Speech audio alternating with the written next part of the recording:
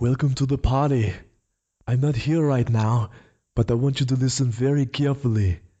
These guys are very funny, so pay attention. Enough talk. It's showtime.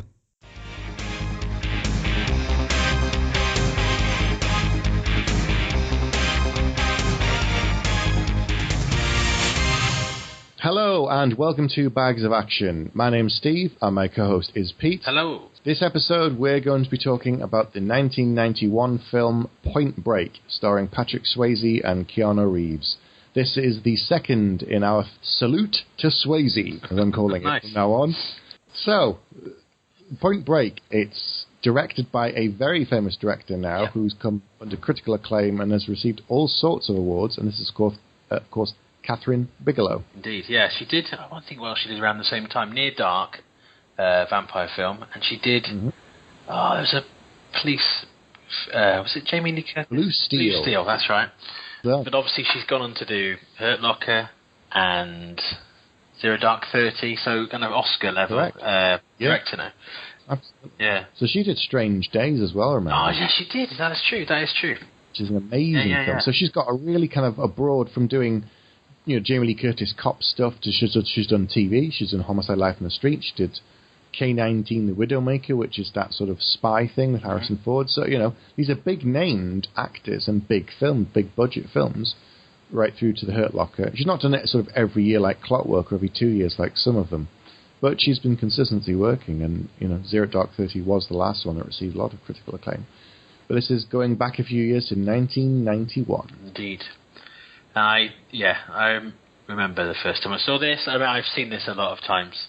I know we have that kind of thing of a film we've seen once or never, or films you've seen kind of multiple times. Well, this is in the double figures for me, definitely. So, yeah, that may be a hint towards where this is heading from my side. I hate it. I just watch it as like torture. But yeah, I've seen this a lot of times, to the point where I rewatched it obviously this week ready for the show and was like, oh, okay, I'm reciting lines. I wasn't expecting that. Yeah, so I know this film pretty well. It's one of the things when you rewatch it and you feel like a half an hour film because you're so familiar with what happens. But there's still a few things in there that I didn't remember, so okay. Yeah. But do you want to do this setup then for those who've never heard of it? The few out there, or those too young. Yeah. So Johnny Utah is played by Keanu Reeves. Is a former college quarterback turned Quantico cat. He's the hotshot FBI guy, and he basically moves to LA to join his first FBI team. He's partnered with Gary Busey's character, Angelo Papas, and basically they're in the unit that investigates bank robberies, and there are bank robberies being done by a group called the Ex-Presidents, who wear masks as if they are ex-presidents and actually also take on the role and character of the ex-presidents a little bit. Which is really good. Yeah, quite funny. it is. Some LBJ and Ronald Reagan and stuff. So I'm not a crook.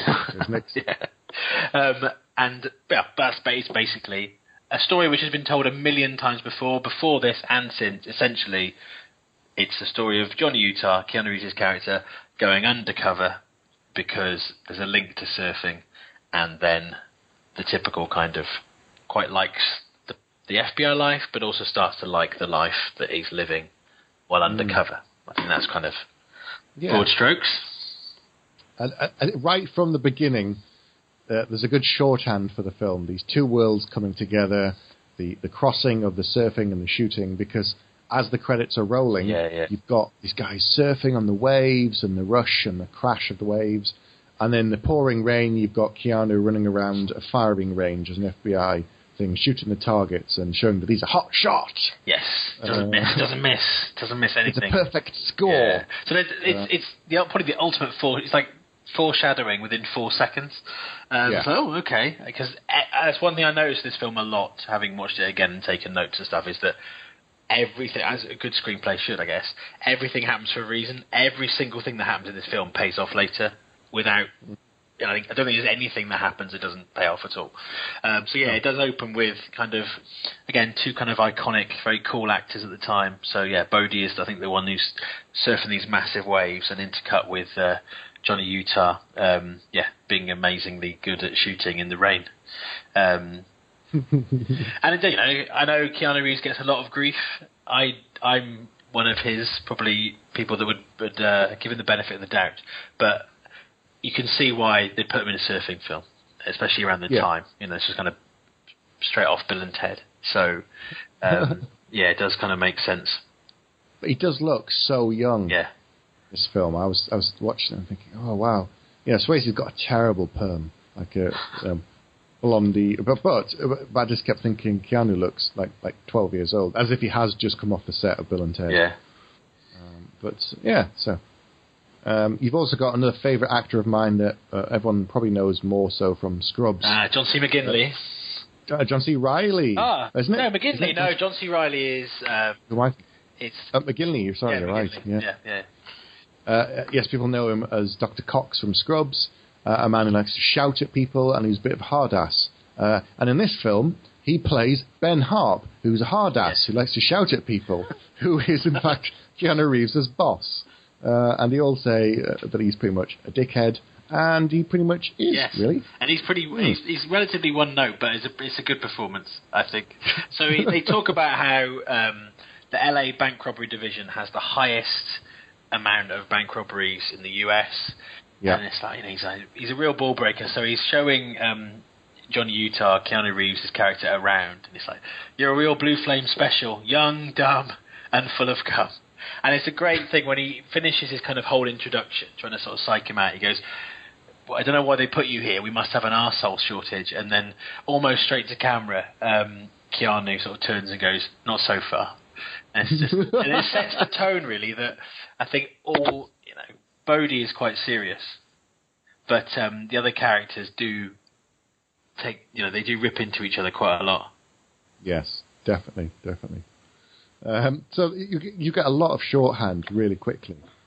So we know about the surfing, we know about Keanu, we know about Keanu.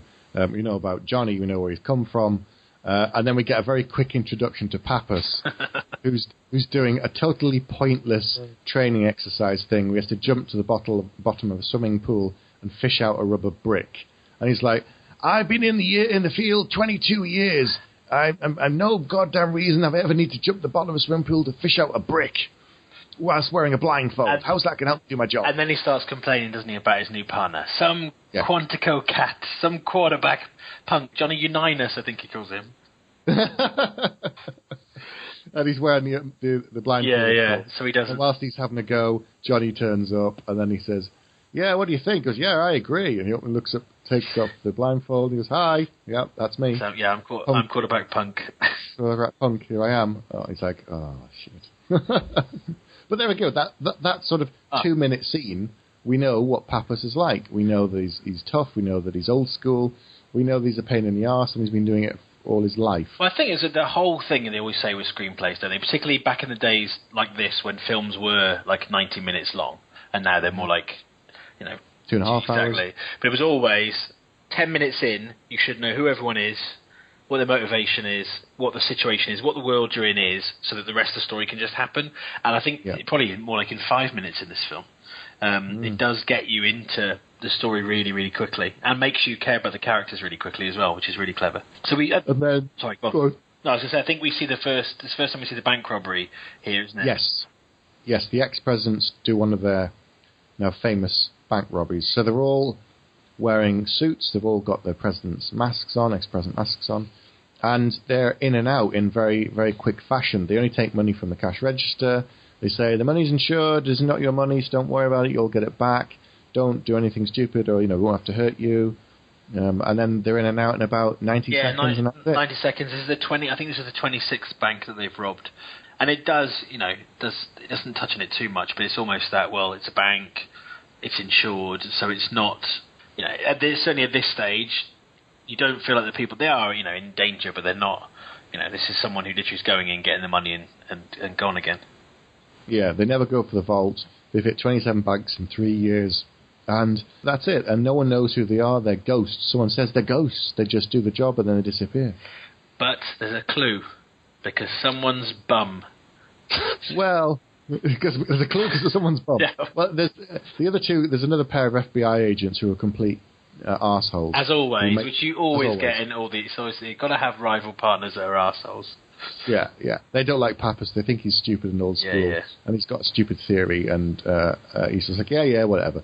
And he says, "Let's get me a copy of those videotapes." And this is the thing as well. I was noticing that they had CCTV of some form in the bank, and when they wanted to get the tapes, you're sort of ejecting giant VHS tapes out of all these machines. I'm thinking, God, everything looks so old. And even like all the screens being kind of green type. They're not colour monitors, and you're just like, oh gosh, they're all Amstrads. There's like one separate screen for every tape, and there's a different tape in everything. And I'm thinking, oh my God, we have hundreds of tapes that cover like 24 hours. So then Pappas has a theory, and Johnny pressures him to tell him his theory. That's right. They go to the drop car, don't they? And I quite like this bit because you again, the reason their partnership kind of works so well later in the film is they're both slightly unhinged, and so is Bodhi. I guess the three main kind of male characters are all ever so slightly unhinged, and I think Johnny's literally pushing him to make him angrier and angrier. I think Pappas calls him a snot-nosed little shit. He's like, you're alive, you feel alive, you're angry, you feel alive, don't you? And it's like, they do kind of egg each other on. And his theory is that they are surfers. For a number of reasons. The tan line that you see, because one of the guys moons the camera and you see a tan line, but also because of sex wax. Yeah, we should explain that as, in fact, wax that goes on surfboards, as among other things. Yes. But that's what it is. And also there's the cycle. Oh, the 4-month summer cycle. That's why they sort of do so many in 3 years, and each time they disappear, and they said, we've only got a few more weeks, or I think it's only a few more days, until they disappear, and then that's it. That's right. I think it's a month. Yes, it's the fourth of their 4 months cycle. And I love the fact they end this scene where they both kind of agreed that they're going to go for this theory, which you wouldn't see in a film now, but I kind of love it. Is they both jump on the desk and mock that they're surfing, having met a day before. And they both jump on the two FBI agents jump on the desk and surf. Yeah. Why not? It's a tone. I like it. Yeah, this I wouldn't say this film's tongue-in-cheek, but it definitely has a sense of humour throughout the whole script. There is humour in it, and there are jokes, and they make fun of each other, but there's a bit of poking fun, I think, at some of the system, definitely. which will definitely be part of the whole theme of the film. Yeah. And this is the bit where I guess everything changes. They don't, we're suddenly in a shop where Johnny is buying a surfboard and is mocked by the kid about being an old guy, and he's like, I'm 25. So they decided that Johnny should learn to surf because Pappas probably couldn't really pull it off at his age. No, or pass for it like a surfer who's trying out for the first time. Yeah. And the other thing is that kid is about 12. Yeah. And he's talking like he's an old man, like, the sea calls to you and this, that, and the other. And, you're not too. I'm like, 25? Oh, wow. If he's old at 25, I feel practically ancient. Yeah. I'm going to find out who that kid is, because he must have gone on to be and stuff.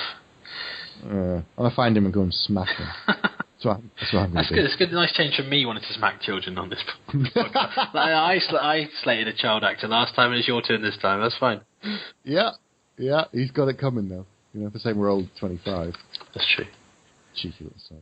Anyway, so Johnny, having never surfed in his life, decides to have a go. Can't be that hard, he thinks, and he nearly drowns. He does. He gets knocked off his board. He's having lots of trouble, and this is one of the first of sort of many interesting role reversals in the film, because he's rescued from the waves by a woman who drags him out, dumps him on the water, dumps him on the beach, and says, "You shouldn't be here. You've got no right to be here. Don't come back and go away." And this is when we first meet Tyler. It is, played by Laurie Petty, who people will know from Tank Girl. Is that the most famous thing she's I think so. she's been in? I think so. Well, let's have a look. So she's done House for a couple of years on television. She did Prison Break. League of Their Own. She was in, wasn't she? Most recently, which I've not started watching, which I hear is very good, is Orange is the New Black. No, I haven't watched which everyone keeps going. Yeah, it's supposed to be very good. Season 2 starts, or has started. She's also in Brimstone, That was a short-lived TV series that was supposed to be great. Never mind. I'll get back to it. She's also in The Karate Dog with John Voight and a dog. I think we should skip that. And Chevy Chase. Well, yeah, definitely skip. Okay. Skip over. So she pulls him to safety. Mm-hmm. And pretty much, you think, oh, that's great, this person saved him, he's on the beach, and she's helped him make sure he doesn't choke. And then she just starts screaming at him. You got no business being out there, man. She's got this great kind of stoner surfer voice as well. Sort of gravelly kind of voice going on. Yeah. She's definitely not your typical beach babe that you'd see in these kind of films. Which is good, I think. She's everyone's equal, really. And then I think so. And then, as well as watching her kind of get ready, he takes her car reg details and then starts running a search on here, I guess, so he can find his angle to use her as his way in. Although Pappas isn't that impressed with him picking a young female as his method to get into the surfing life. It's quite ironic, because the IT person who's helping him is a woman, and yet she goes, nice. Wait, what? You expect Pappas as the old kind of lech to go, so you get a contact, and this is what you've got. Oh, man, she's nice. But no, the girl's like, okay, yeah, nice. So, and this is where he's slightly devious, I've got to say. And it's a little bit, he's totally playing he's just manipulating her and playing with her emotions. He's like, I need some way to get in, some way to bond with her, some way to convince her. I know, I'll create sympathy for me and play on the death of her parents. Yes, one of the things he finds out is her parents died in an airplane crash. And that seemed bad at the time, but I think having watched it again, I felt really uncomfortable. I mean, there's a line, I won't quote it now, but later in the film, which I remember very well, which ties into this. But yeah, so he goes along, and again, when you see it looking at this kind of looking back at an early 90s film, it does seem blatantly obvious that he's lying, because it just seems like the ridiculous coincidence that she's knocked into this guy, and then the next day he's telling her about his parents dying. He's like, no, wait, let me tell you, there's more. And I'll be like, no, I don't want to hear it. I don't care who you are. The answer's still no. Yeah, I've never seen. I moved here from Ohio. I've never seen the ocean. I was living the life my parents wanted me to, and then they died in a car accident. And then she's pretty much okay. And the next day, it cuts to the next day. She's teaching him, and people are laughing at him. Yeah, because he's standing on the beach. And she's like, no, you'll fall in. No, do this again. She's really sort of driving him hard, and eventually lets him go out onto the waves, where he does okay, and he doesn't fall over on his arse too many times and kill himself. So it's a step forward. I think there might be our first musical montage at that point. Yeah, because the number of takes to actually take him jumping in onto the board and surfing accurately would be quite a lot. So they probably like, just do another one, and then they cut it together in a montage. And this is pretty much our first glimpse of Bodhi, Patrick Swayze's character. Who's a real searcher, apparently. He's searching for the ultimate ride. Yeah. He's even crazier than you, Johnny, the man I met yesterday. Yeah. I wrote the ultimate ride with an exclamation point. Nice. I think I've got it in italics. I've handwritten mine. I'm old school. And I think this film in many ways is about kind of male relationships, and here it's like marking his territory, because Bodhi and Tyler used to be together, but they're not. She was my woman, as he says later in the film. We shared time. Yeah, I was going to say we shared skin. I'm sure it wasn't that blunt. No, we shared time, man. She's my woman. But he basically, as soon as he sees her, looks at Johnny and picks her up and kisses her. And, again, it's two kind of very charismatic actors playing two very charismatic characters, but very much marking their territory. And then Johnny catches a football, and it's like, the quarterback has caught a football. And then it cuts to the night time, isn't it? He's suddenly in with that American football on the beach. Indeed. It suddenly feels very Lost Boys at this point. And it's night time, there's a fire going, and there's a game on the beach, and again, the whole kind of male relationship thing. Bodhi sacks Johnny pretty quickly. again, marking his territory, kind of keeping in his place. And then kind of this scene ends with Bodie goes on a long run, and then Johnny goes after him, and then they go off past the game, all the way down the beach, and then Johnny kind of tackles him into the sea. All the other, well, what we later find out, I guess, are the members of the gang, but his sort of cohorts come over and are kind of not very impressed that this new guy has just put their leader into the sea. And then the bombshell really here is that Bodie goes, "Don't you recognise him? This is Johnny Utah," and he's a big star of the college football scene, won the Rose Bowl, then got a knee injury. And it's quite clever. I think it's interesting that he's undercover using his real name and the backstory of his own life, which I found a bit weird. I guess maybe because it isn't the internet age, because you think if it was the internet age, they could easily find out that he's not a lawyer, because his cover story that he's a lawyer. But he says there's a line here which again comes up later. He's like, "You're a lawyer? Well, life's not over yet. At least you're surfing." So the whole thing, which it comes in quite a lot later, is that unless you're surfing, you're dead. You're driving a coffin, and you're sucking up to the man. Yeah. But miraculously they all seem to know who he is, and they're like, "Oh, okay, then that's fine. That's okay." I'd still be like, "I don't care. You just knocked me into the sea." Quite. But ironically, Bodhi's the most calm about it, and the rest are all a bit angry. But they get over it very quickly once they know who he is and how famous he used to be, or something. Yeah. And then so he's been doing this for a couple of weeks now. And their boss, Pappas, and his boss, Harper's getting on their arse, being really annoying. You've produced exactly squat, and two more banks have been robbed. And it doesn't help that when he goes in to see him, that Johnny is holding his surfboard because it won't fit in his car. Yeah, a giant pink surfboard. He's like, "Nope, we've got to bring it." And he's like, "Yeah, I don't like it." And then he says, "You got any good news for me?" He's like, "Yeah, I caught my first wave." And it's great because it's a comedy moment, but equally it's like, okay, it's 2 weeks in and he's already starting to kind of gravitate towards that life. And they've got a clue. This is a bit tenuous as well, but they've got a clue from one of the two robberies that's happened while they've been working the case, because they can defend themselves a bit because they're still handling their caseload. He's surfing on his own time, so there's not a lot that I can't remember John C. Hart can do to kind of stop him, but there's hair from someone's ponytail, which also had sex wax in it. But it's got, I can't put it is in it, but they think they can work out if they can find hair samples on a beach that match this hair sample. They can't work out who it is, but they can at the very least work out where these guys surf, and because they're territorial, it will give them. It's got traces of selenium and arsenic and this, that, and the other in.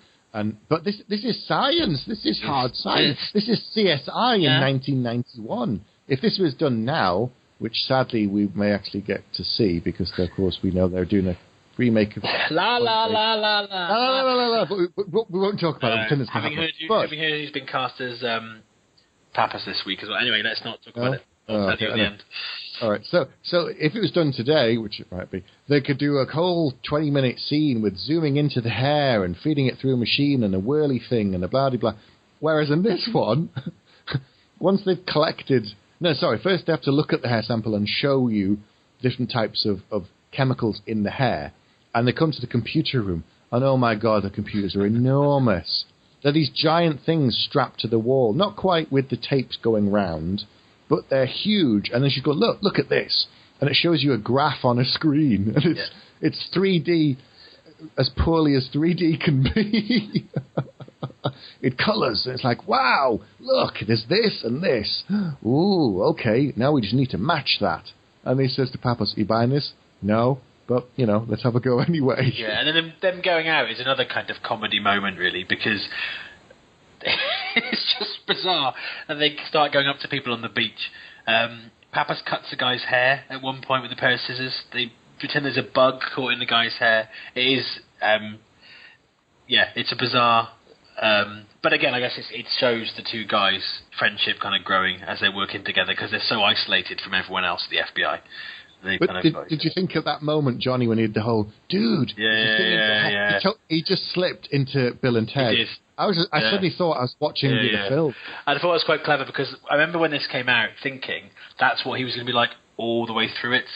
And it was going to be quite annoying, but no, thankfully, I think the two kind of stoner guys that sound like the Turtles are even more that way inclined. He cut my hair! My hair, dude. I know, but he didn't bust us. Yeah, but he cut my hair! It's like, oh, God, right, just get over it, mate. So now they've got a match because the green lines on the computer are the same as the green lines on the other computer. The high-tech science is a match. These bar charts are almost identical. So Johnny goes to surf that, I can't remember what it's called, but he goes to surf the area that they've found the match at. But straight away, as soon as he gets there, there's trouble. You recognise the guy from Cyborg who is surfing, and you just think, oh, what's he doing there? Do you recognise him? No. Yeah, he's the main villain in Cyborg. I think he was cast for physique rather than his Oscar awards for acting. Is this the guy that plays... War Child, yeah. The actor is called Vincent Klein. Sorry, he was born in New Zealand and he moved to Hawaii aged 4. So he probably can surf. He was a pro surfer. Well, there you are. I hope he was in Cyborg now, otherwise I'm going to feel like a fool. I will tell you momentarily. Yes, he was, as Fender Tremolo. That's right. Everyone in Cyborg have got a name, is named after a guitar. He was also in Kickboxer 2, The Road Back. Well, interestingly, the person who wrote the story for Point Break, although he didn't write the screenplay, went on to direct Kickboxer 3. Yeah. He's in Blood Match as well. Wow, this guy's done a lot of terrible movies. Anyway, so there he is as War Child. Yes, and he's got some mates, Bunker and some other people. Yes, and did you recognise another person there? Although, brilliant bit of autocorrect. Apparently, according to my notes, Anthony Kiedis from the Chili Peppers, but it's Anthony Kiedis, the lead singer from the Chili Peppers, is one of the... Oh, God, who's that him? Yeah, the one who goes, that would be a waste of time. Oh, my God, with dreads. Yeah, that's it. And the one who later gets shot in the foot, and it's got the Union Jack box shorts. That is Anthony Kiedis. I didn't realise. Because Flea has been in lots of films, but I don't think Anthony Kiedis has been in many at all. But he does a good job of playing a surfer. So he gets warned, first of all, then he does ding Bunker's board, he gets punched in the face and has his board cut away. And at this stage, I think Pappas has said to him to be patient. If you see a tight enough group, you're going to know who they are, and as soon as you see a tight-knit group, that'll be who it is, which seems quite a broad plan. And then there's this slow-mo scene then of Johnny having a shower on the beach. And then, the whole crew turn up, and he says, teach him a lesson. Yeah, you're going to give me this whole speech about, territory, and that's when I think he says, that would be a waste of time. And then they just say they're going to kick his ass. Pretty much just going to beat the shit out of him. And then, of course, Bodie turns up, and they bond. They do, because I think, Johnny's doing quite well, but there are 5 of them, and one of them has a piece of, I would say a piece of twine, I'm sure it's not called twine, whatever it's called in the surfing world. Sex tape. And let's just say one's got a knife and one's got a garrote. Yes, that's much better. Yeah, so Bodie turns up and gets to do his fighting style from all of his films, bit of kind of martial arts. Yeah, and then he starts asking him about them. They win the fight and they're walking off, and they're definitely completely bonded. Then he's with me. Kind of thing. And then, who are they? So they're Nazi arseholes. They only live to get radical. They've got no spiritual understanding of the sea. When you get out there, it's a state of mind. You lose yourself and you find yourself. And then he's like, Johnny, you're a pit bull. You never back down. I like that. So he sees a bit of himself in Johnny. I think, personally, that Bodie knows that Johnny is a threat, but he kind of quite likes that because it's the ultimate ride. And having somebody that could upset things, I think he actually quite likes. I think so. Yeah. So at this point, I've also written down giant mobile phones. That's true. That is true. Because he makes a call back to the office. One, it's either him or Pappas, and you've got it's the old brick phone with the giant fixed antenna. Yes. And it's so big, I'd forgotten it was, as long as his head. It was a... Yeah, no, it's huge, and it does because although you can tell it's a '90s film, but because it's in the surfing world of stuff, it doesn't feel that like it's aged really. But then until things like that happen, and then they get the phone out. Yeah.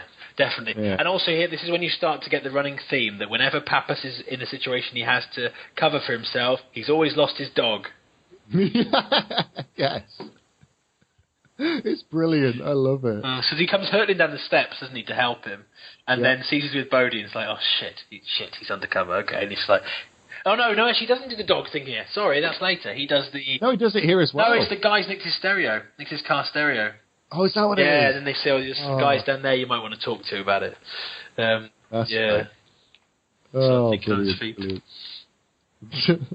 So then, yes, he says, oh, we're having a party at my place. You should come along, Bodhi says. And he's like, well, where is it? He goes, oh, ask Tyler. She knows. Bring her. She knows where it is. So he goes. Johnny goes to this party. Yeah, and even though Pappas has told him to get an early night because the next morning they're going to be staking out the Nazi surfers. They've got a warrant for those guys. So yeah, have a night. Have a Horlicks, read a book. See you in the morning. But he's off at a wild surf party until the early hour. Until the whole night, actually. Yeah, he's at Bodhi's house, which is full of people drinking, dancing. Listening to Jimi Hendrix and sharing surf stories. Yeah, and then it sort of progresses to the later part of the party where they're sat outside on the sand, man, and they're by fire, and they start talking sort of stories of the big wave. Yes, and then Tyler starts saying that they're macho arseholes and anyone going for big wave riding. And then this is when we start getting a nice big bit of foreshadowing as Bodhi is waiting for the 50-year storm at Bells Beach in Australia. All the other guys don't believe it's going to be the highest ever wave, but he does. And there's no shame in dying doing what you love.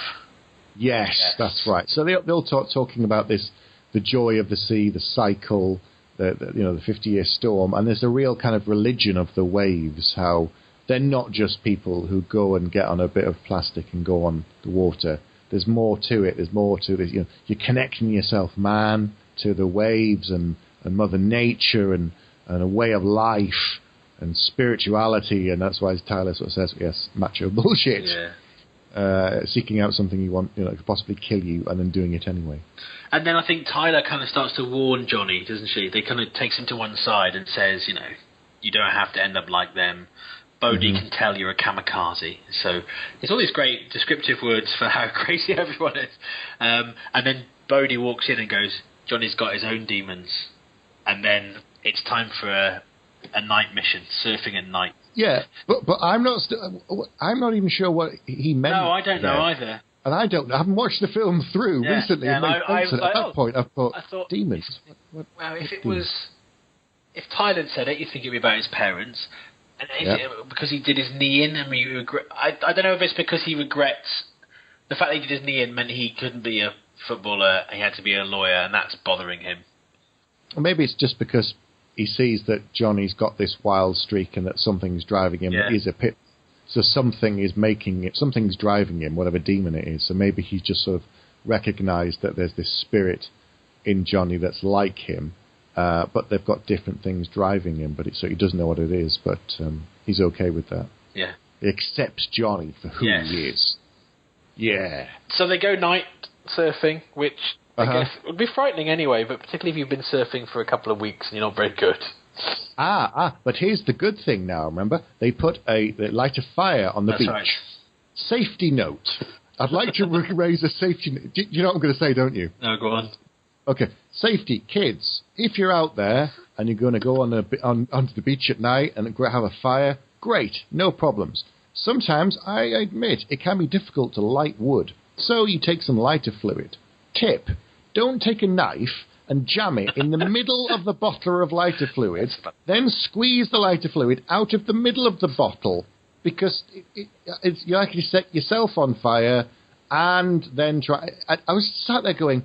Why did he stick a knife into the and then squeeze the bottle? Look, can you not just take the cap off? Yeah, it does. Is that because it's not cool? Well, yeah, it does feel almost like, oh, we're so reckless. Look how reckless we are. And it does feel a bit overcooked, a bit possibly. But yeah, I know what you mean. It's so impractical. Yeah. Just take the lid off and squeeze it. But take the lid off with a knife if you want to be really cool, Rosie. Don't just. But then now, in fairness, Rosie, the fact it's Rosie makes sense. He's mad. Because later we hear He's a mechanism, I believe. He's like a machine. He's like a machine. Keep going until I tell the Yeah. God, we both know this film really well, don't we? It is scary. So they go night surfing. Johnny nearly kills himself, but then he starts to love it. And they do, and how can Tyler tell that he loves it? Because his scowl has gone. As somebody who has a natural arsehole resting face, I can empathise that if you always look like you're thinking about something slightly difficult, like a bit of hard multiplication, but then you on the rare occasions you look like you're not, I can see how somebody would be impressed by that. Yeah. You almost look happy. It's a great backhanded compliment. Yeah, it's great. So he and Johnny and Tyler bond. And then I've put they bond on the sand. I've put they kiss, wakes up on beach, needs to be at the steakhouse. But here's the interesting thing as well. So Bodhi knows what's going on, but he's kind of like, we lost someone behind, that's fine. He's not possessive of Tyler. No. And they had a thing in the past, but he's not kind of like, she's my woman now. I think there's an element as well of, actually, he's one of us now. So what he did say when he gets to that, he says, me casa or casa, my anything. He did, and I think it was quite loaded when he says that, because he's with another woman, isn't he, at the start of the scene? And he goes, whatever's mine is yours, and almost points at Tyler, which is a little bit, free love / misogyny. Misogyny? Yeah. Misogynistic. Yes, that's what Let's go with that. Yeah. But I tell you what, when they wake up in the sand in the morning, now, if it was in another film, probably around the similar era, what you'd get was they go onto the beach, she takes her top off, he takes her top off, she takes pretty much the rest of her clothes off, and then, they start to get down to it, then it fades to morning. Whereas in this, they both wake up in the morning, and there's no female nudity or male nudity at all. There's just none. No. Which was, I don't know, is it because they had a female director that she was more conscious of this, or the fact that there's things like Tyler saves him, but they don't draw attention to it that she's a woman? So, maybe. Where in the same era, you had a lot more stereotypical kind of things of that period. That's true. I think, actually, apart from near the end, her character is one of the things that stops the film dating. Yeah, I think so. Because she isn't a one-note kind of...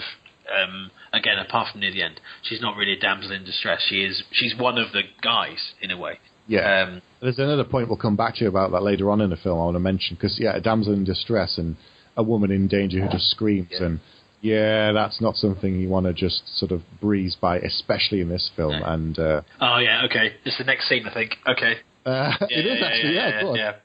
Okay. So very, very early in the morning, Johnny's late, very, very late. He wakes up, pulls on his shirt. He goes, shit, I'm late, shit. So he races to the raid on the steakhouse with Pappas and the rest, but he's late to his own. Late to his own first ever raid, and he's late for his own one. But it's he's told to, because I remember thinking, why is he doing this raid when he's supposed to be undercover? And then they do cover that. They straight away say, you are backup only. Because we don't want you to blow your cover. You are literally back up, and that's it. And then Pappas is looking for his lost dog, Scooby. Yeah, Scooby. Little dog. He says he's a cockapoo. He's a cockapoo with a snug nose, little cockapoo. It was brilliant. As he's trying to get in the door, and the woman who isn't letting him get in the door. But Johnny can't kind of help himself. So he can't be heard very well because he goes in close and he's got a mirror on a stick, which is quite a handy little device.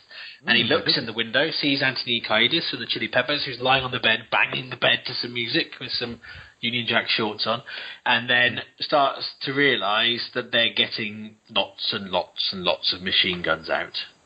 Yes, they know that something's wrong at the door, and they're pulling out all the guns. So he tries to warn Pappas by calling the other two, their rival kind of partners, but because someone's mowing the lawn really loud, there's lots of things in here that remind me of True Detective, actually. There's a lawn being mowed, and somebody trying to get into a house by having lost a dog. Anyway, maybe somebody's a big fan. So he's gone in closer than he should have done, but because he can't warn Pappas, he's going to have to pretty much break his cover, because there's no way, either his partner goes straight in and gets kind of shredded, or he's going to have to go in and try and stop him. Yeah, so Pappas bursts in the door eventually, and as soon as he does that, Johnny bursts in the back and starts shooting, and they all start shooting, and the other guys burst in and they're shooting. And there's a woman in the shower who starts screaming, and they all start fighting and shooting and blah, blah, blah, lots of killing, and Bunker dies, and Pappas has a great bit where Bunker grabs the woman and uses her as a human shield, so who was probably, I don't know, with him a few hours ago, and now it's like, no, you got to let me go, man, no way, and so Pappas just shoots him in the head. Yes. Which I thought was brilliant. Yeah. This whole scene is great because it's this big shootout thing. But the thing I think where you're heading with it is there's so many films like this, and it's usually man's in bed with a prostitute, and someone bursts in with a gun, and she has to roll out of bed topless and scream, and then run out of the door and grab her money as she goes. And it's horrible, really, and especially when you've seen that in so many films in a row. But the thing here is, there's a woman in the shower, and you think, woman director, she's had to show a woman get out of the shower. Why do they need to show that? Because it's deliberately blindsiding you, because the naked woman kicks the shit out of Johnny. It's literally brilliant. Kicks the shit out of him. She punches him, then she shoves him against the wall, then she kicks him in the bollocks, then she bangs him in the back. Knees him in the face, bangs him on the back of the head. Brilliant. So he's on the floor, just completely. He's lost his gun. He's on the floor crying. Really. And then this character shoots himself in the foot. No, I think he gets shot in the foot. Yeah, and then the other FBI guy comes in, and they just ignore the woman. So she pulls out, I think it's like a nail file or something, and starts stabbing the FBI guy. And it's like, really? So a naked woman come out of the shower, one guy on the floor, and you suddenly ignore her. Really? Yeah, so I didn't think she liked that. And so she starts stabbing him, and I think eventually, I can't remember who it is, maybe it's Johnny gets up and slaps her. Yes. No, I think he punches her, actually, and knocks her out. But yes, so eventually they manage to catch everybody. And then, but there's one person there, what I've got here, Johnny versus Warchild and the Mower. Mm-hmm. Yes. So there's a kind of what feels like a end of movie kind of fight where Johnny starts to take on Warchild, but someone's been mowing, and as we know, it's Universal Soldier all over again. Yes. Yeah, it is. It is very similar to that. So there's a head push towards the mower moment, and then Papa saves the day by shooting Warchild. And I quite like the bit here because Johnny's quite upset, and you're thinking, well, why is he upset? And then Papa's basically like, up to now they've been paper targets, haven't they? And he's like, so he is bothered by having killed people, which I thought was quite a nice character moment. And then we get one of the larger stars playing a small part in this film, or someone that goes on to have a larger career. Do you know who the DEA agent that's undercover is? I had to look it up, and he was totally unrecognisable. He certainly was a lot smaller. Yes, he was, and it was Tom Sizemore. You think You think I like this hair, man? You think I like these clothes? So it turns out he was an undercover DA agent. He was just about to find out where these guys were getting their drugs from, who was supplying them, and so he's wasted a 3-month. Johnny's busted a 3-month operation with the DEA. And also, he can provide an alibi for all the robberies, meaning that they aren't the right guys. No, so they completely fucked up. Yep. It's not good. It's not good at all. But then Johnny goes he's surfing again, doesn't he? Well, I think we see him in bed with Tyler, and he's staring into the air. Now, when I watched this originally, I always thought he was staring into the air for 2 reasons. One was because he just killed people, and secondly was because he knows they've got the wrong people. But watching it again now, I think he's staring into the air because he's worked it out.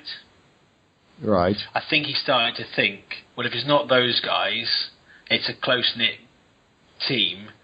I think it's the people I'm hanging out with, but I don't want to admit it to myself. And I think that's why he's kind of just staring into space. Makes sense, yeah. So Bodie comes to the door, doesn't he, to say they want to go surfing. That's it. It's like he does this. He turns up at all hours and is like, come on, time to go. Is that his place or Tyler's place? I think it's Tyler's. Yeah. But he's not surprised to see Johnny there, and he's not bothered by it. He's like, it's time to go surfing, let's go. But Johnny gets to the beach, sees them all surfing. He's about to go in when one of them does the sort of patented move and shows his bottom whilst surfing. It didn't say thank you on it now, thankfully. No, we didn't say that. When he mooned in the bank robbery, it had thank and you written on each arse cheek. If I was still there, it just, that would be, I wouldn't buy that. But yeah, and he suddenly kind of, and then it's that moment of, these people have bums. the people doing the robberies have bums. These are those bums. These are the bums we're looking for. He's like, I've got to go. I've got a client meeting. And he doesn't go. He actually trails Bodie. And Bodie goes to a bank for 20 minutes. Yeah. He's telling Pappas, he's like, well, he could have just been getting money out. And he's like, no, he went to the bank for 20 minutes. Then they boxed up all their shit. Summer's over. This is their last bank robbery. So, and I think it felt like, this feels like this would be happening a lot further into the film than it does. This isn't actually that far into the film. No, you think it would be getting towards the end, like the last sort of 20 minutes, and it's the showdown. I think usually in these kind of undercover films, when they work out whether it's either one of two things happens, I guess. They work out who the people they're after are, or they get rumbled. Happens in the kind of final act, but this is kind of really the end of Act 1. And this is kind of the move into the middle. And about to go into possibly the best scene in the film for me. But before we get to that, I was going to say, a bit of trivia here. Okay. Did you notice one of the places that Bodie goes to? There's a nice nod in there. I didn't. You've not done your homework, sir. So when he's going around to the places he mentions, he's going to the bank, he's going to this, he goes to Patrick's Roadhouse. And I suddenly went, wait, hang on, when was Roadhouse? And Roadhouse was 1989. And of course, Swayze was the main star of that. So knowingly, they've put that nod in. And I just thought, that is nice. That's a nice little touch to the film of a couple of years ago. Indeed. So, there you go. So, yes, Johnny's worked it out. He knows that it's them, but he doesn't really want to admit it to himself. So I was just seeing here that Patrick's Roadhouse, as well as being a nod, is also a real place in Santa Monica. So it's a real location, which still exists, and also a nod to the film. So it's like a double, two-level joke. I like that. That's good. That's good. Sorry, you were saying? Yeah, so Johnny knows who it is, and he stakes them out, and they know which bank they're going to. So him and Papa sit there and are waiting to see them in action, so they can catch them in the act and solve the case, man. Yeah, so then they go to the bank, and is Papa's reading Calvin and Hobbes? Yes, you can see Calvin and Hobbes. He's funny. And this just shows, Papas is a great character, but he really needs to pay more attention to what he's doing. This whole thing. So, yeah, he goes off to get him. He goes off to get the food. Johnny goes to get him 2 meatball sandwiches. It's like 2. That's really good. It's just around the corner. So he goes to this food stand. Johnny's there. 2, Utah. 2. Give me 2 and a lemonade. Yeah. So he gets him the food. And right behind Johnny, car pulls up. 4 guys in ex-president masks run into the bank. Johnny has no idea. No clue. Nothing. Spots nothing. Hears nothing. Gets back to the car. Gives them to Pappas, who starts stuffing his face. And then goes, did you see that car pull up? What? What car? That Lincoln. What Lincoln? It's for fuck's sake. That one. Oh, yeah. No, I didn't. Sorry. What? Yeah. And then out basically out they come. Yes, and then they pursue them. Although this is the moment where I thought, yeah, maybe we need to rethink it. Johnny runs down the street after the car, shouting, FBI! And like, well, there's your cover blown, mate. If it is them... Well, and actually, before he runs after them, the other guys, I think it might be Roach, is going to shoot Johnny. Yeah. Because you can, I think, or maybe as he's saying it, but Bodie stops him. He's like, don't shoot him. They say, actually, and this is a running theme, really, about not wanting to kill each other. So he stops him being shot. And then there's a car chase. Plus an old-fashioned foot chase. Johnny chases the car on foot until get to a bit and Pappas catches up, and then there's a good old-fashioned car chase, and then they crash, and Johnny gets out and chases him again. And then one of the ex-presidents, Ronnie Reagan, gets separated from the rest of the group. Because he's spending so long burning their old car. Yes. I think it's the old thing of if there was DNA to remove it or something, or any trace, but he does spend quite a lot of time doing it. And then this scene is amazing. And again, I'm just going to say again, I still think True Detective has watched a lot of this, because there's in episode 4 of that, there's a continuous scene through houses running through. Yeah. And that's exactly what happens here. So they're chasing each other and literally going from house to house through patio doors. Mm-hmm. It's crazy. And it feels like, whether it was actually one continuous shot, but it just feels that it's an amazing scene. And then he ends up at the empty waterways, like in Terminator 2, isn't it? The kind of drained... drainage systems, almost, yeah. And then, which again, this was kind of telegraphed from earlier, when Johnny kind of jumps over, he hits the ground, and he had an old knee problem, didn't he? Well, his leg's just gone. His knee gives way and he collapses on his bad knee. And again, and part of that running theme, he then, while Bodhi's climbing, well, Reagan, which we know is Bodhi, is climbing the fence. Although I guess he doesn't necessarily know it's him. And he's got a clear shot. He basically could have just shot him there and then. But he rolls on his back and shoots in the air. And it's... Because he loves him so much. And he just can't bring himself to do it. It's very kind of Peter Parker letting the robber go before he's Spider-Man kind of thing. Because you know... somehow that's going to prove to be a mistake. Letting him go. And then the good thing, I really like the fact that Pappas is like, what happened then? He's like, oh no, I didn't get that just didn't happen. He's like, I missed. He said, yeah, you never miss. And he kind of explains it away with being still shaken up from the day before. But I don't think Pappas quite buys it. No, but that moment in the film is parodied and is done and is used so many other places. Yeah. The most recent one I can think of was the Nick Pegg Simon Frost film, Hot Fuzz. Yes, they do that in Hot Fuzz. Yeah, and I suddenly thought, because he describes it to Simon Pegg's character. Right. He's like, you've got to watch it, man. That and Bad Boys never double bill. We should do Bad Boys at some point. We should do Bad Boys at some point. Yeah, okay. Anyway, so yes, they do that moment, and he shoots in the air, and it's all kind of falling apart because... Even though they know it's them, they can't find them. Yep. Even though Johnny's blown his cover, and he's in trouble. This is when it becomes really incredulous, and this is the kind of suspend your disbelief bit for me. Again, watching it again, is he goes straight to Tyler's house, which to me, you would really want to be avoiding that situation because his cover is blown. He's gone there. She's kind of sorting out his face. He tells her he's been in a hit and run. And again, it feels at the end. I remember pausing the film and going, okay, we're an hour and 10 minutes in. And there's 50 minutes to go at this point. So, and it doesn't feel like that at all. And I remember, from the first ever time of seeing it, it's like, what on earth could happen for that length of time from here? And obviously a lot does. So he goes to tell her something, doesn't he? He's like, something I need to tell you, it's going to change things between us. And then she stops it and says, tell me another time kind of thing. But that is when Bodhi turns up there. So again, I was thinking, he not only has he gone to her house again, he's gone to her house where Bodhi tends to turn up every day, which just feels, even for a rookie, feels like a ridiculous decision.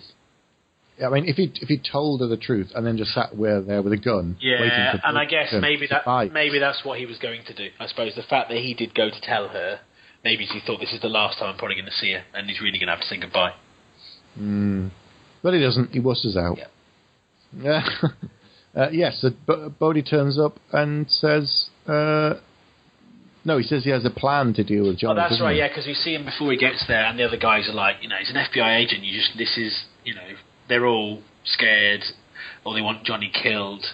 But I think Bodhi sees this as a challenge. His thing is, we can use, it's against the system. He is the system. But there's also an interesting bit, here is that before they turn up, she actually finds his badge and gun anyway. Yes, and she shoots the pillow and nearly kills him. I bet you lied about your parents! Yeah. And then, of course, Johnny's trying to explain, and he falls over. Oh, the bad knee, it's the bad knee still. We get a little bit of nudity here. Although it is a bit equal opportunity nudity, because for a couple of seconds there, you pretty much see Keanu's wang. That's more than I wanted to see, really.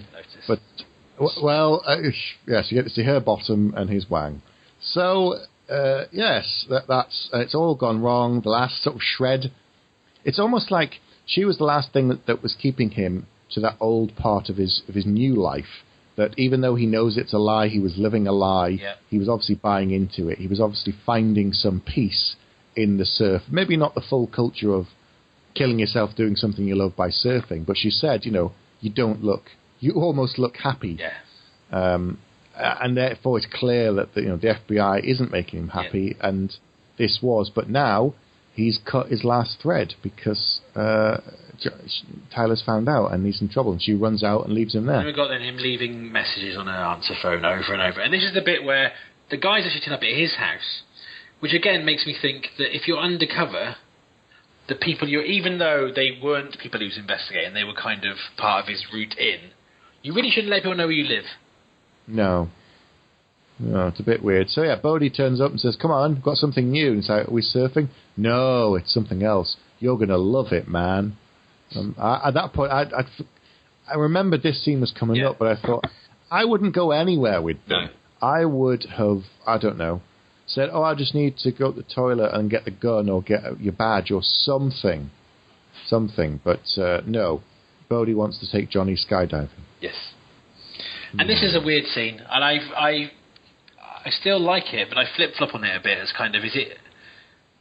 I don't know with this scene, whether it quite works, but I don't know. So they're taking him to a plane. It's the end of summer. We always do a parachute jump at the end of summer, which I'm still not convinced whether they really do, or if it's just for this sort of psych him out kind of thing. There's a nice scene then when they start swapping packs in the...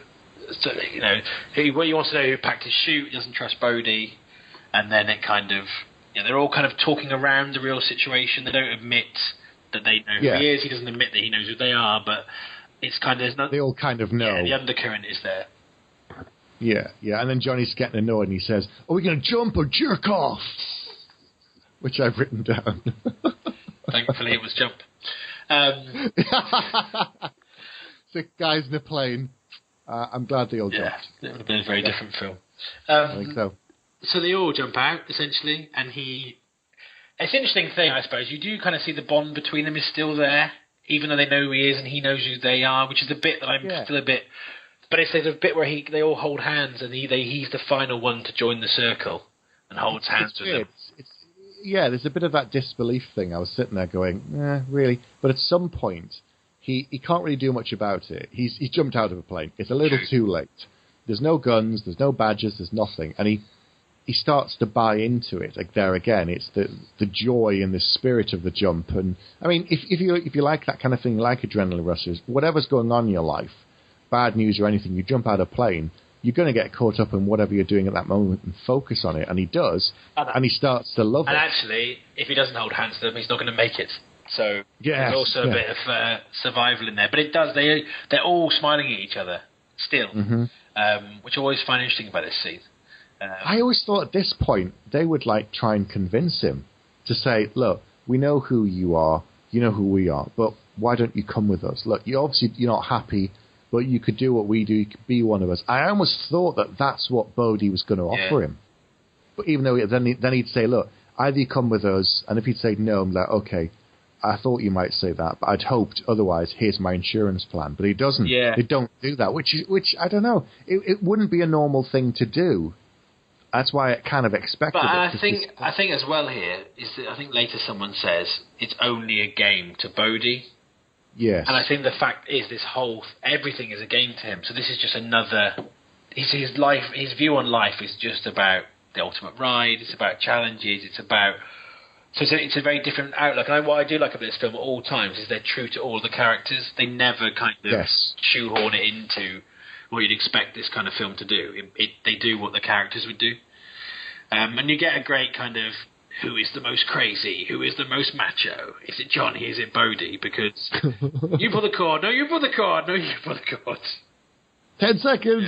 9 seconds. And Bodhi pulls his cord on the parachute for him. And it does open. Yes.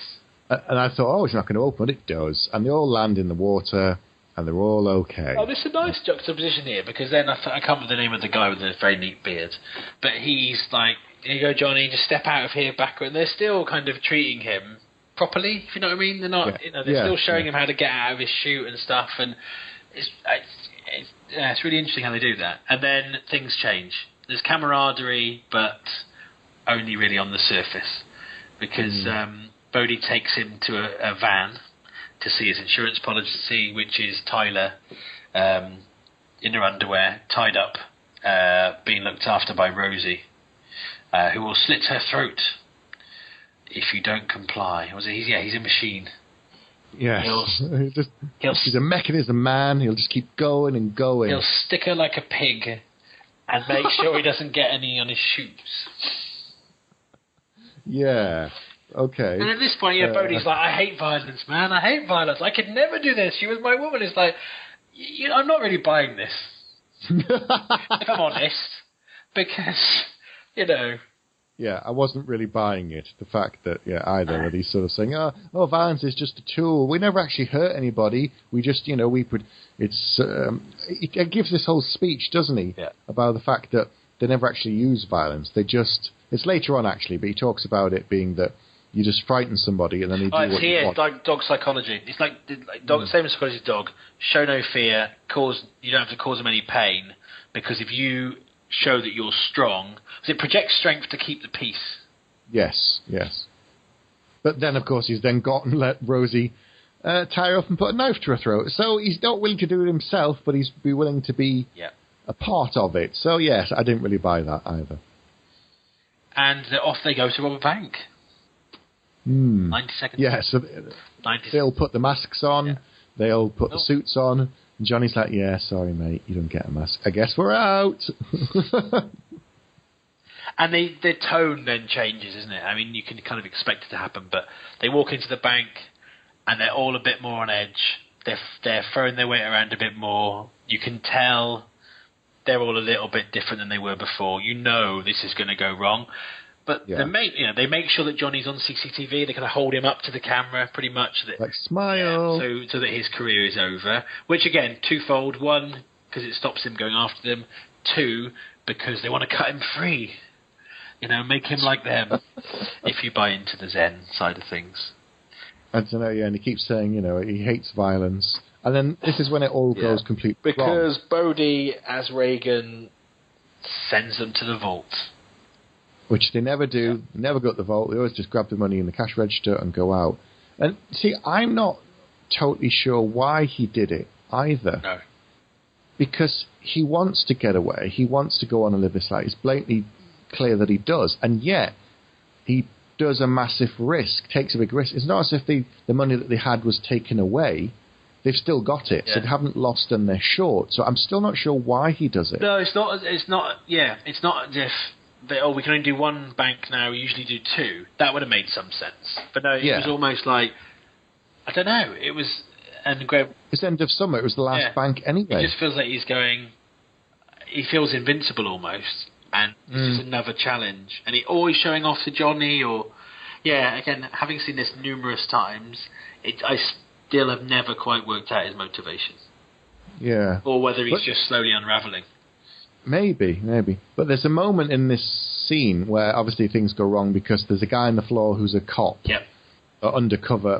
He's a plainclothes cop, probably off duty. And there's a security guard there for the bank who's also lying on the floor. And they both pull their guns once he's kind of blackmailed the security guard into it. And they start shooting the ex-president. It all goes wrong. Yep. And Bodhi shoots someone and kills someone, and they kill the guard, and they kill the undercover policeman, and it all just goes a complete mess.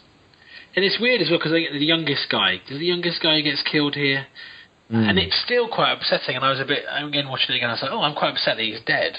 I think the film does a really good job of it not being black and white, and actually these guys, although they're doing something which is terrible, they're doing it up to now without hurting anyone, and with the insurance and stuff, so you don't completely despise them, and you do get some empathy. But then Johnny being along for the ride is not happening anymore, because he gets knocked out with the butt of the gun and left there there's a nice to wake up and find out what happens afterwards. But that scene reminded me of something later on. It might have been a nod to this film, I don't know, in this particular scene. But have you seen the Joss Whedon film Serenity? Yes. So there's a moment at the very beginning of the film, it's not a spoiler for those who haven't seen it, where there's a bank robbery similar to this. Everyone's on the floor, look at the floor, don't look up, we're going to raid the vault. And they're raiding the vault, and whilst there's a guy on the floor who's got a gun, and he's starting to reach for it when another character puts a gun to his head and says, do you know what she says, what's the description of a hero or something? Something like, do you know what the definition? I said, do you know what the definition of a hero is? And he shakes his head and she goes, someone that gets other people killed. which made me immediately think of this, because it's exactly what that off-duty cop does. He pulls his gun, he starts shooting people, he dies, the security guard who's at the bank dies, some of the bank robbers die, there's bullets going everywhere, and I suddenly thought, I wonder if Joss Whedon was a fan of this film. I always think, I meant to say at the start, actually, the first robbery, it always reminds me a bit of Dark Knight as well. Yeah. There's definitely I know, essentially it's people robbing a bank with masks on, but there's certain sort of elements to it. Yeah. But anyway, so it all gone wrong. Johnny wakes up, he's in a shitload of trouble, he's been put in cuffs by the other arsehole people. Harp comes in, Harp goes mental, Harp shouting at everybody, and Pappas basically tells him exactly what he is. Yeah. He tells him he's a grade 8 arsehole, more or less, and punches and knocks him out. Harp out. Which again feels like it should be the end of the film, but it certainly isn't. But just before he does that, he's managed to get Harp to agree to let him take him in. And that's when it's like, you two scrubs together, you deserve each other, kind of thing. So they get in the car, and then Johnny says, I know where they're going, and he's like, well, I thought you would. Pulls out the key, undoes his cuffs, and they're heading to Santa Monica Airfield. But Johnny says, you can't shoot them, you can't arrest them. But he doesn't say why, I don't think, at that point. No, he doesn't. He doesn't actually tell him why. But Pappas is like, well, all right, but we'll do what we can. And I've written in my notes here, where is it? Everyone dies. Everyone dies at the airstrip. Everyone. Well, yes, pretty much. So Johnny gets there, and he's like, I'm unarmed. He's got his hands up, and it's like, but you're not alone, are you? And it's like, tell me where she is. And I think that it's good here to see, well, not good to see, but Johnny is so focused on saving Tyler now, he's forgetting everything else. He's forgetting his own safety. He's certainly forgetting his partner's safety, which we'll come on to in a second. Yeah, people are dead, man. The ride is over. Never over. And then Roach is coming, I assume, out of the toilet. And Roach kills Pappas, which on here it looks like it says Papa Roach, which is not the same. Roach comes out, sees Pappas, and then shoots him. Yeah, Pappas then shoots him back. The other guy on the strip pulls a gun.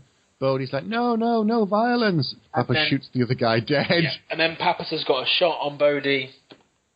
Johnny stops him. Mm-hmm. And you all straight away feel this horrible thing, especially if you've seen it before, in the pit of your stomach, because he stops him, and then Roach shoots Pappas, and Pappas is dead. I think I cried the first time I saw this film at that point. I'm going to admit that. That's fair enough. It still gives me a lump in the throat. But I think there's two related. It's interesting as well because Johnny bonds with Pappas more like a father figure, I guess, in a way, but he bonds with Bodie almost like a brother. But they obviously don't bond with each other, so it's weird because it is a really mixture of emotions at this point because he still kind of respects and likes Bodie, which I find weird after this when he's still seen him kill his partner. But he is stuck between two worlds and two sets of people. But I think it was a good moment. Not a good moment. It was a sad moment, but it was everything they do has a consequence. So every time, he didn't shoot him Bodie before, which led to this point. He stopped him shooting him then, and Pappas has saved Johnny's life at least once, if not twice, and now he's let him die. And he's just sort of saying, look, it's over. Just tell me where she is. So he makes. So Roach isn't dead. He's shot and injured. Gets in the plane. Bodie gets in the plane, and Johnny goes with him, and they take off. And he's saying, look, you've won. You've got everything. Just let her go. And there again, at this point, I'm not sure why Bodie's doing it. I think it's because he's punishing him for having killed two of his mates now. So he shows a bit of this sort of dark streak for all his talk of no violence and no this and no that. And Rosie being a mechanism. It's like, but you could have stopped it, and he doesn't at this point. I don't know if he's testing Johnny's resolve or what, but I don't. It feels like he's looking around and. He's being told he's to blame for everyone dying. So I think he can't, if he takes that on board, but he doesn't, I think the only way for Bodie to cope with that is to blame Johnny for everything. It's like, if you hadn't come along, we'd have been off now, surfing again. So, you are the one to blame. And he puts a rig on Roach, which is kind of pointless. Johnny keeps telling Roach he's going to die. I don't think that helps. No. You feel cold because you're going to die. All the blood's draining out, you're going to die. And Roach is pretty nasty, obviously. So yes, Roach jumps out. He pushes Roach out the plane, and Bodhi's like, "You lose, Johnny. You don't get your man." And he jumps out the plane with a parachute. But he throws his gun down. Cursing. He throws his gun down first. Yes, and Johnny's cursing and kicking the edges of the plane, and they do something that's just bonkers, insane. It is. But then, and again, watching again, I'm like, every time I watch this, I think, would you really do that? But I guess he's got nothing to lose. He's no longer got an FBI career. The guy that has stood by him, he's managed to get killed. The woman he loves is about to be killed. So, yeah, why not? He's mad, but I don't think he's suicidal. No, I don't think he is. But I think he's just... I think in that spur of the moment, he's the only option that he's got, I guess. So he grabs the gun. It's quite an extreme one. He grabs the gun and jumps out with no chute. Yes. Tackles Bodhi in midair, holds a gun to his head. They're racing towards the floor, and he's like, "Oh, you pull a chute." It's like a parallel with the scene earlier, isn't it? Yeah. Yeah, they're totally trying to outman each other and prove who's tougher. But the thing is, the difference is, Bodhi's willing to die because it's the ultimate rush. Johnny isn't, despite having jumped out of a plane with no parachute, despite being quite mad. Captain America moment, that. Yeah, he's just not ready to die. So he has to throw away the gun in order to hold on to Bodhi and pull the chute, thereby saving them both so they don't die smashed. But even so, they still land hard, and Johnny's hurt his knee again. I've been here. They hit the ground. Roach is dead. Bodhi and Johnny are two sides of the same coin. This game we both lose.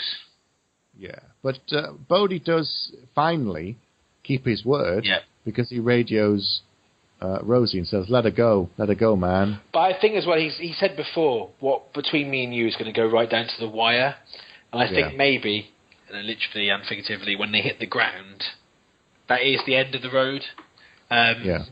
So, he releases her. He's won. He goes off with Rosie to live happily in Mexico in a Jeep. And then they're together. And it's like they've both lost everybody. But, it's interesting. There is still that mutual respect between them, which I think if they got that relationship even slightly wrong, the film wouldn't work. But it does. Yeah. So Tyler's released, and she's really pleased to see Johnny. And she runs across the desert in just a shift, essentially. A negligee. A negligee, there, so to use a parameter. A negligee, and yet she's really pleased to see Johnny. I think that's quite nice, because, she could have just belted him one and sort of slapped her in the face, but she, having been put through what she's been put through, she just sort of throws her arms around him. So there is the whole thing going back to they used a woman in distress to motivate Johnny. Yes. For most of this film, which we come to see quite common in these films, and yet she's up to this point, as you said, the character of Tyler has been used well and has been treated as an equal of all of the others, despite the kind of "she's my woman" thing. She's not a possession, but this kind of almost takes a step backwards to being like other films of the same era. It does. There's still a slight misogynistic undertone, like the way he is with the woman at the party and stuff as well. It kind of, it's interesting because it's not your conventional, because she isn't like that all the way through, and she's a much stronger character. But I guess though she's his weakness, and if it wasn't her, he wouldn't be acting like he is. He wouldn't be this willing to throw away the kind of rule book and act more like them, really. He is acting more and more like they are in his pursuit of them. And Bodhi said that Tyler loves Johnny because he said, "I've never seen her fall so fast, so hard for somebody." I think is what he says. Yeah, that's right. And it's clear, obviously, that Johnny loves her because he's done everything. He's given up everything. He's sacrificed everything. And he threw himself out a bloody plane for her. So it's obviously mutual. So it's nice to see that she isn't like, they don't just cut her throat and leave her, and he's like, "You lose," or something like that. You could have seen in some other films. Yeah. And then you get the nice call back to earlier when Johnny was trying to tell her the truth. Yes. And she says, "No, some other time." And then she's trying to tell him, and he says it back to her. Yeah. So it all comes round. It does, and then it's about to come round even more. Go on. Because kind of jumps forward in time. I don't think it says how long, does it? It doesn't, no. I think it's a few months, about 6 months, I think. Keanu's got maybe a slightly more stubble, slightly longer hair. Looks got the proper Bill and Ted hair. It doesn't look as FBI, that's for certain. No. The worst storm in Australian history. And he's driving a Land Rover. And then you see a sign in the background that says Bell's Beach. So it's like, Bell's Beach, I'm sure I've heard of that before. I heard that at some point earlier. And then he bumps into a guy who used to be in Sons and Daughters and Baywatch, an actor called Peter Phelps, who he says, anyone out there? He's like, no one's going out there in this weather. No one. Mate. And then, just to remind you, in Australia, you may have just said cobber. And then there's a good moment, I think. Did you see my dingo at some point? Somewhere in the conversation it comes up, I think. The mongrel's still out there.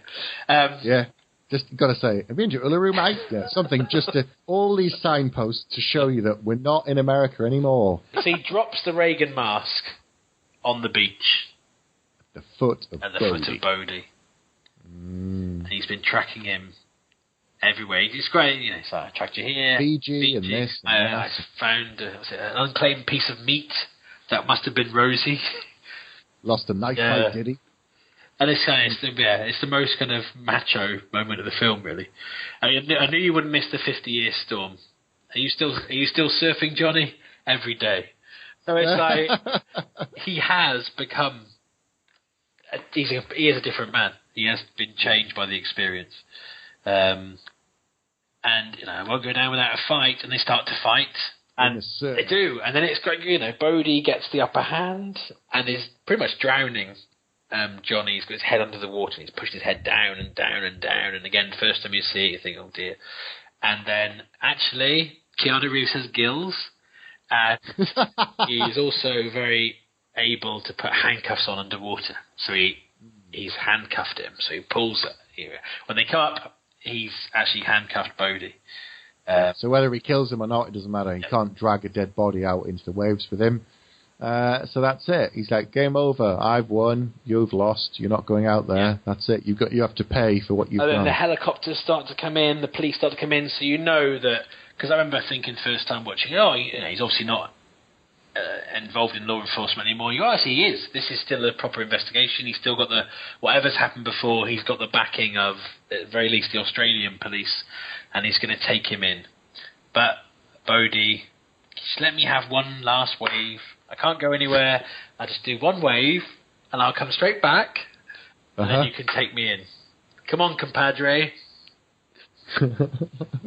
Which in any other film and any other actor saying that line really wouldn't work, but it works here. Come on, compadre. But then Johnny says Johnny agrees and let's think about the couple. But then he says, "They can dance," which just sounded, as you said, it just didn't sound right. In that scene, one of those phrases was enough.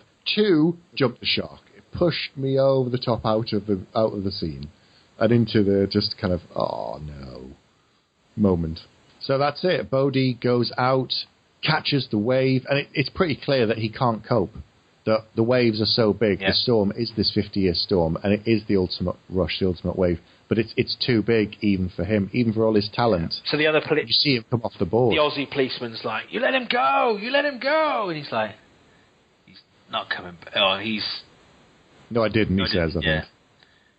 And I wrestle with this scene every time. It's like, should he? Shouldn't he be? I don't know. But then I think the fact that Johnny walks away and throws his badge away. Mm-hmm. I think if he hadn't thrown his badge away, it would have been although it's quite a nice poetic kind of ending because it's what the guy. Given him what he wanted, but he still died, and all this stuff. But I think because he threw the badge away, it kind of made it work because he's kind of changing his life as well. Yeah, It's a clever ending, but it's still a tough. I think it's hard to swallow completely. I think so. It's, but I'd be marginally curious to see what they do with the new one if they do a similar scene at the end. Yeah. But we'll see.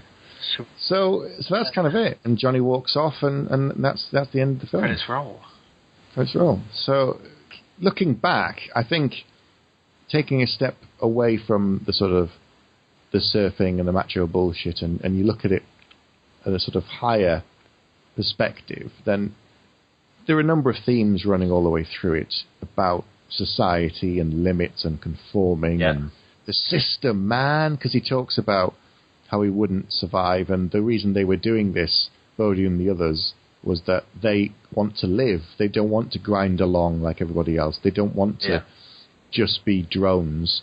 They want to experience life, adrenaline rush and all its glory, and do all this stuff and be free spirits almost. There's almost that kind of live free and or die young and stuff. And it kind of works, I think, because Johnny's character is young and straight out of training, and then I think within literally 2 weeks he's kind of wondering if this very straight and narrow life is going to be, interesting enough and rewarding enough for him. But not overtly. What I like about it, Johnny never talks about how he's feeling or how he's changing. You just see it happen. I think it makes it. And again, it's that I said before. I think it's also in a way about male relationships. Very much so. Yes, she said there's too much testosterone, and a couple of times Tyler says it, and it's true. There's a lot of it in the film. Yeah, but in a way that it's examining it. It's not like a lot of films where it is sort of banging chest together. There's that element to it, but it's knowing. Yes, I think it knows that's what it's looking at, which to me is one of these things we're talking about now are what elevates this a long way above similar films around the same time. Because it isn't. In many ways, it is a throwaway action film, but in lots of other ways, it's not.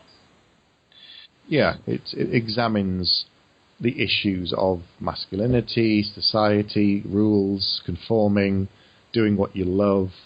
It's all there, really, I think. Did you know that it's also been a stage show? No. Yes. Point Break Live had a great reception in Seattle, New York, Los Angeles, and San Francisco, a successful stage production. How the hell did that with the surfing? I don't know. Wow. Okay. Right. Okay. Shall we move on to the score? Get to the chopper! Shut up, you idiots! It's time to give a score! Do it! Do it now! Go on then, you start off positive and tell me your score. Okay, film I really, really liked at the time.